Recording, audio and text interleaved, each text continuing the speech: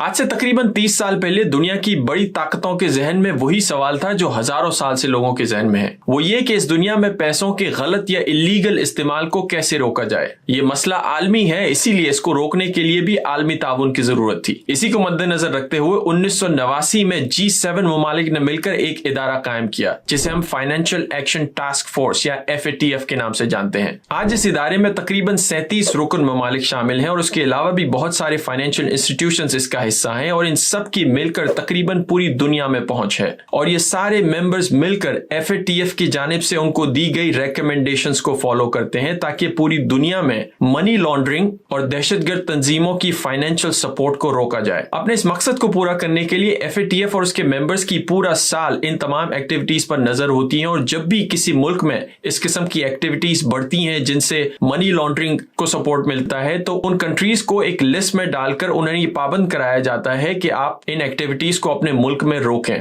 अमूमन इस लिस्ट को ग्रे लिस्ट के नाम से जाना जाता है, लेकिन FATF की जुबान में इस लिस्ट को इंक्रीज मॉनिटरिंग लिस्ट या कड़ी निगरानी वाले मुल्कों की लिस्ट कहा जाता है। FATF के मुताबिक इस लिस्ट में जब भी कोई मुल्क शामिल होता है तो वो FATF के साथ ये मुआहिदा करता है कि वो इन तमाम ममालिक के साथ मिलकर अपने मुल्क से मनी लॉन्ड्रिंग और दहशतगर्द तंजीमों के सपोर्ट के खिलाफ काम करने में उनकी मदद करेंगे। और हर मुल्क के लिए एक स्पेसिफिक प्लान तैयार किया जाता है जिस पर उस मुल्क को FATF के साथ मिलकर काम करना होता है। इस वक्त इस लिस्ट में पाकिस्तान के साथ 17 दीगर ममालिक भी शामिल हैं जिसमें यमन और बर्मा भी शामिल है। इस लिस्ट में शामिल कोई भी मुल्क FATF के दिए गए प्लान पर अगर पूरा नहीं उतरता तो अगला लॉजिकल स्टेप यह है कि उस मुल्क को FATF की ब्लैक लिस्ट में शामिल कर दिया जाएगा जिसे FATF की जुबान में हाई रिस्क कंट्रीज भी कहा जाता है। इस ब्लैक लिस्ट में शामिल होने का मतलब यह है कि पूरी दुनिया में FATF के जितने भी मेंबर कंट्रीज हैं या इंस्टीट्यूशंस हैं वो अब इस ब्लैक लिस्ट कंट्रीज पर कड़ी नजर रखेंगे और इसे हाई रिस्क कंट्री तस्वुर करेंगे। मीनिंग ये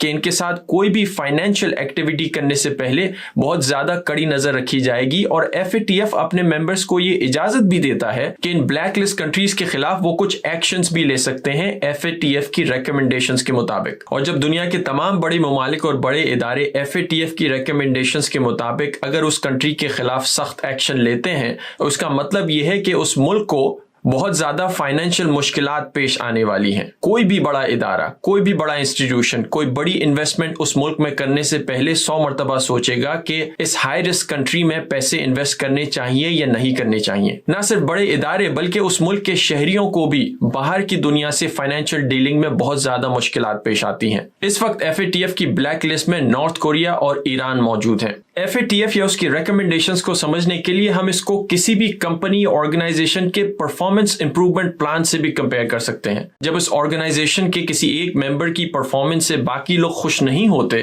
तो उसके लिए खास प्लान बनाया जाता है कि आप उस प्लान को फॉलो कीजिए और अपनी परफॉर्मेंस को इंप्रूव कीजिए। अगर आप करते हैं तो इस ऑर्गेनाइजेशन का एक एक्टिव हिस्सा बन सकते हैं और अगर आप नहीं करते तो इस ऑर्गेनाइजेशन में यानी इस दुनिया में अपनी परफॉर्मेंस को, अपने मकाम को बुलंद करने के लिए आपको बहुत सारी मुश्किलात का सामना करना पड़ सकता है।